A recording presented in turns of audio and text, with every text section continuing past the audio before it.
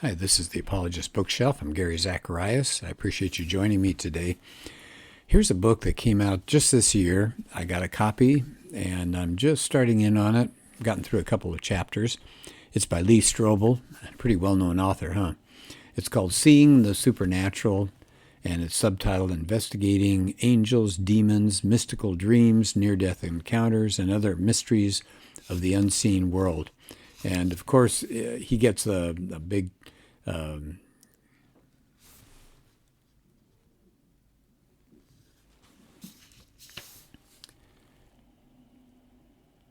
many people I appreciate as apologists have given a thumbs up for this book. Craig Keener, he says it's like an exciting adventure. He says it's too engaging to easily put down. Paul Copan says it covers a wide range of topics that build a strong cumulative case for the existence of a realm beyond the supernatural. So I like what he had to say. Here's Melissa Kane Travis. She said, with his classic attention to detail, accessible language, and captivating journalistic style, Lee Strobel builds a compelling case for a spiritual dimension inhabited by agents that transcend and influence the material world. How about J.P. Moreland? Boy, do I like Moreland. He's been around a long time.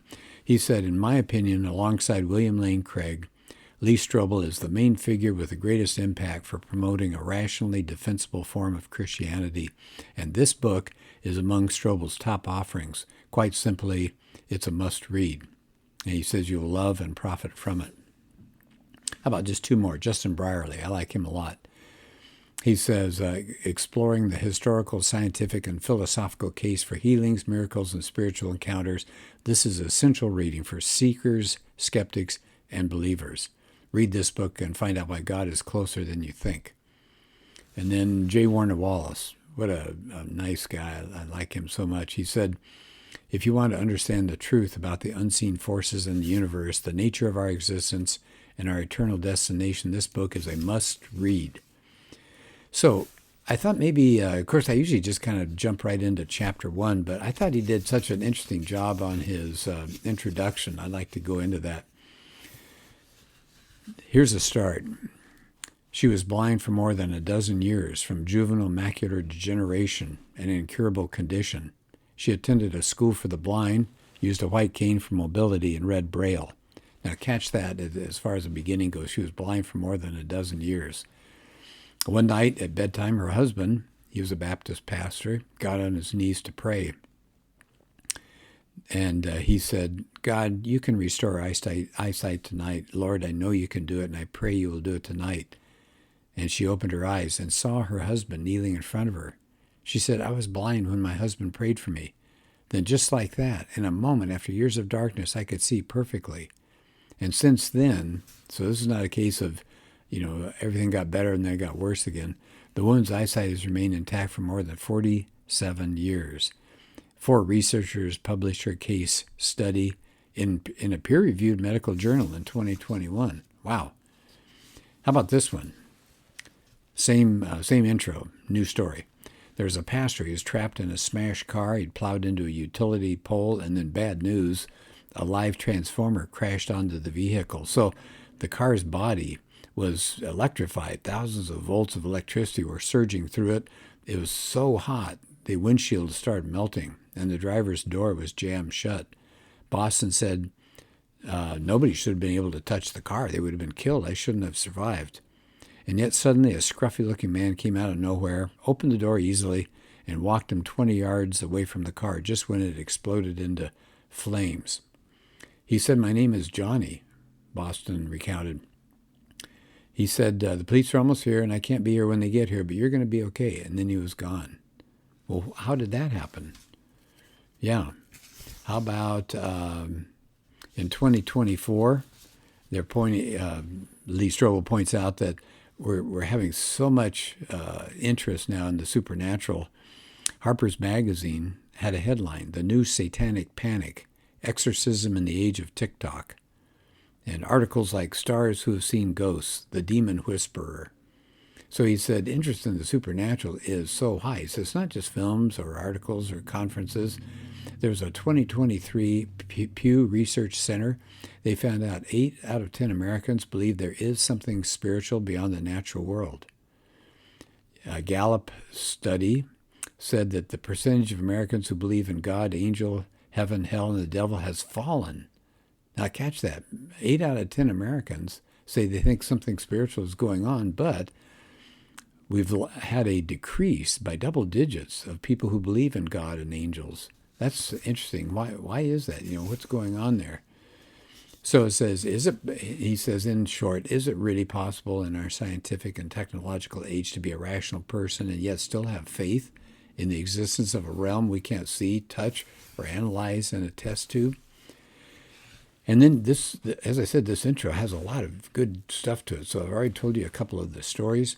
Here's a great question that he's continuing with in his intro. Does science put God out of a job? Yeah. He says, science today is seen as kind of the gold standard to determine what's true and real. Many people believe it's the only standard.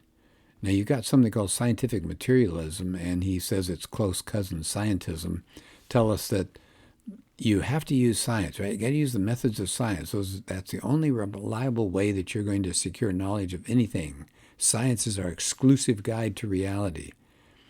And Strobel points out this worldview increasingly dominates our culture, right? Sciences have just increased in prestige and cultural influence, and now the scientific community is pretty much regarded as the ultimate authority on truth, right? So if you're going to be a scientifically literate person, you've got to be a materialist, meaning you've got to believe the only objective reality as you look out in this universe, the only reality is matter and energy, and it's behaving according to laws of physics and chemistry.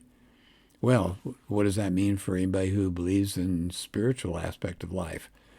Well, there was a psychologist, Professor Jessica Tracy, who said scientific materialism, in other words, believing that this universe is just material stuff, says this has put an end to the possibility of a supernatural deity running the show.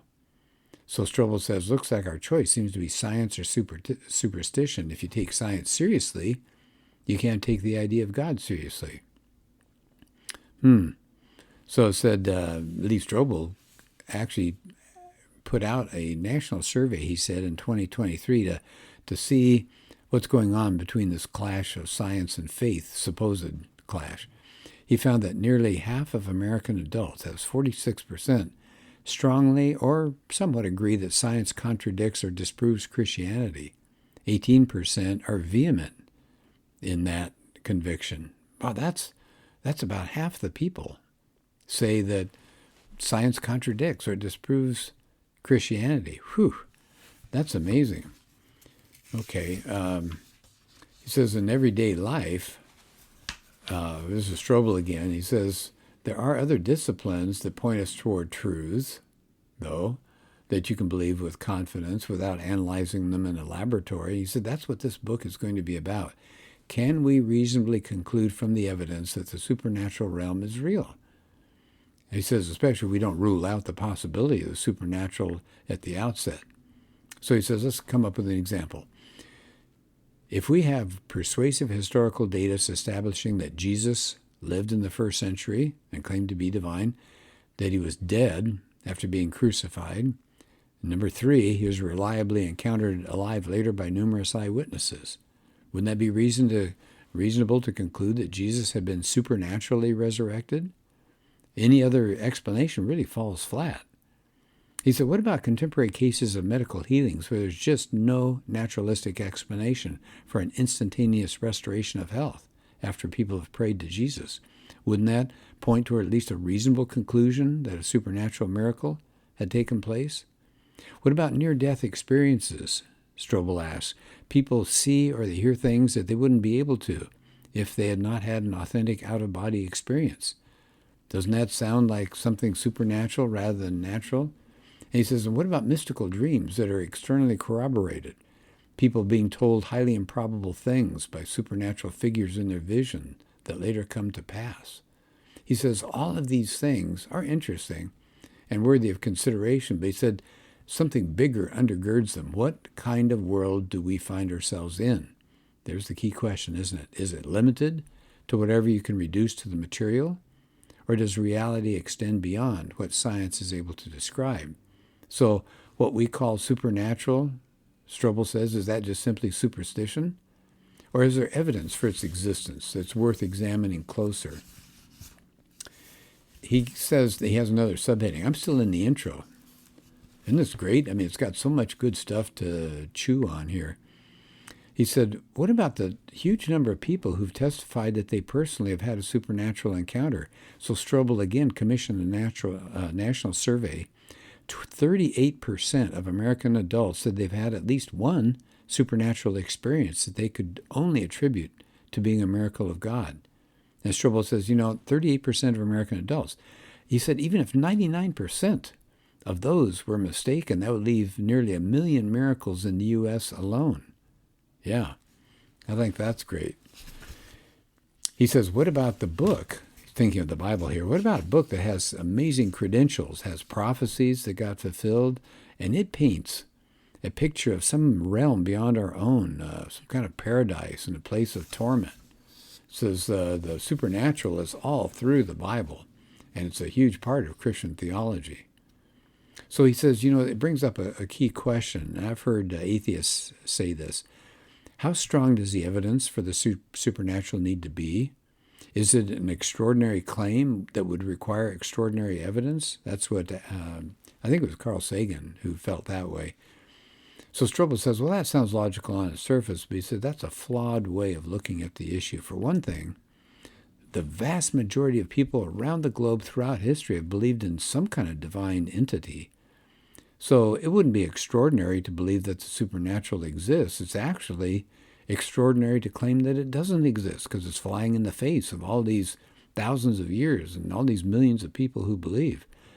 So he says, under that standard of extraordinary claims require extraordinary evidence, he said it'd be the atheists who would need to supply extraordinary evidence to support their skepticism, not the other way around.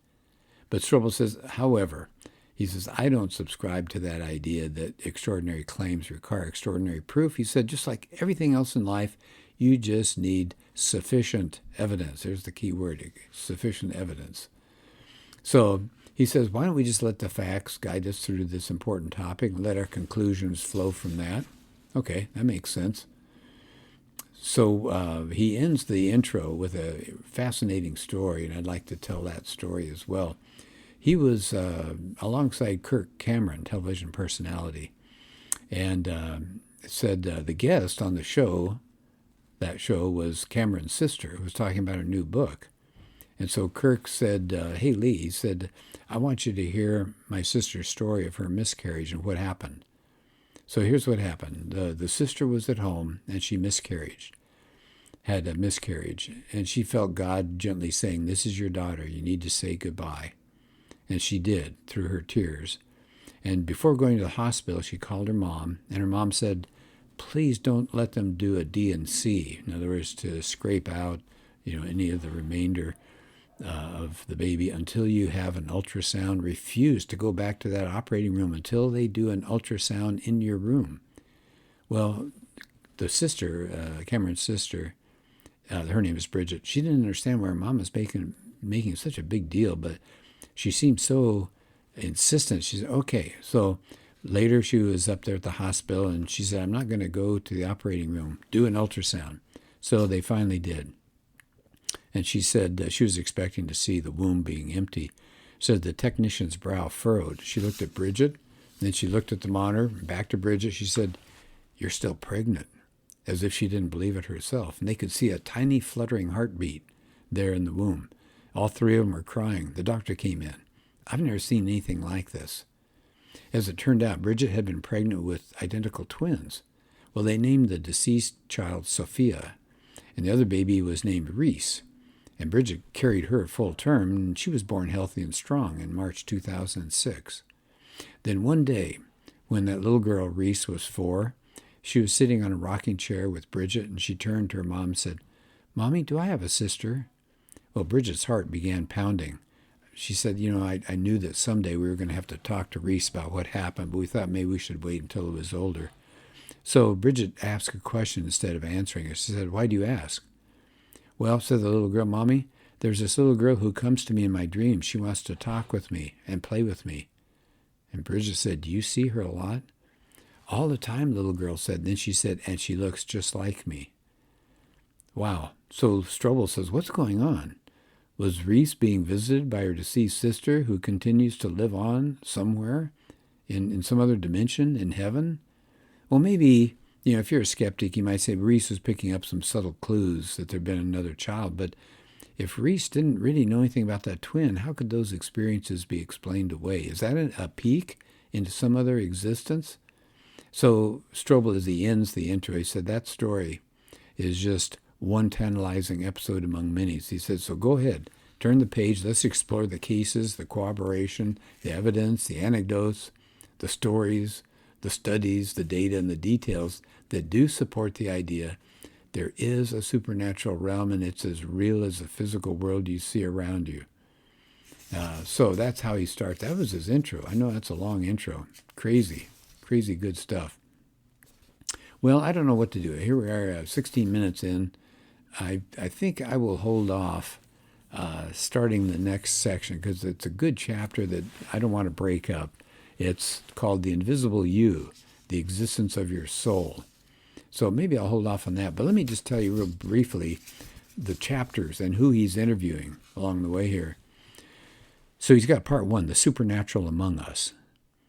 First chapter is the one about the existence of the soul. He's got an interview with Sharon Dirks, and I've done some of her books in the past. She's really interesting. Then a chapter on astounding miracles going on today. He interviews Craig Keener, who's written kind of the book on miracles. He's got a chapter, Life-Changing Spiritual Encounters with Doug Groteis, another well-known person. A chapter on mystical dreams and visions, truth about angels, and then unfortunately a chapter on Satan and demons. And then the second section is the supernatural that awaits us. In other words, what's ahead? So one is chapters Deathbed Visions. Is that giving us a glimpse of the afterlife? Another one is Near-Death Experiences. That's chapter 8. And I think near-death experiences are amazing. So I will get to that eventually. Number 9, chapter 9, What Can We Know About Heaven? Interview with Scott McKnight. And then number 10, again, a very chilling chapter, The Logic of Damnation. Chapter 11, Life After Death, Evidence for the Resurrection. And that's with J. Warner Wallace, Jim Wallace. So I haven't gotten there yet, but I'm really looking forward to that because Wallace is excellent. And then chapter 12, Ghost Stories, Psychics, and the Paranormal. Interview with Ron Rhodes. And if there's somebody who's good at covering things like that, Rhodes is. He spent a lot of time dealing with issues like that. So that's the book. I think it's excellent. It's going to be a lot of fun. I'll just tell you this. There are a few places where he's pulled stories and examples from some of his previous work, but it seems new to me. Now, I'm not that far along, but I've just noticed a couple of things from past books, so it's not entirely brand new. But anything Lee Strobel does, I think, is wonderful. He acts like we would. He throws the questions out there. He scratches his head. He says, well, wait a minute. And so he acts a little bit like the Christian who's kind of stepping into the area, not really sure of it, and he lets the experts take off and give good answers, I think. So the book, again, Seeing the Supernatural, Lee Strobel is the author. Well, thanks, and take care. We'll do another podcast soon.